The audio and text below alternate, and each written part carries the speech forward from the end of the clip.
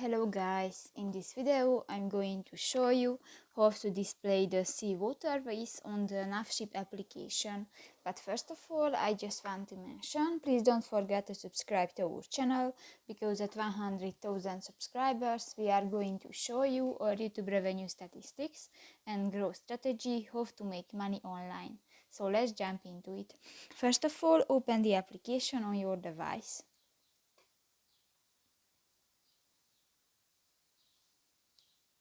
Tap to the three lines at the upper left corner of the screen and go to the settings option.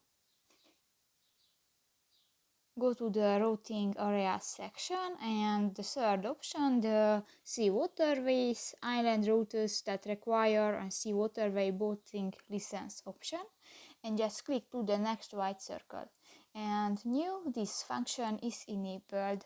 So that's pretty much it for this video, guys. See you in the next one. Bye bye.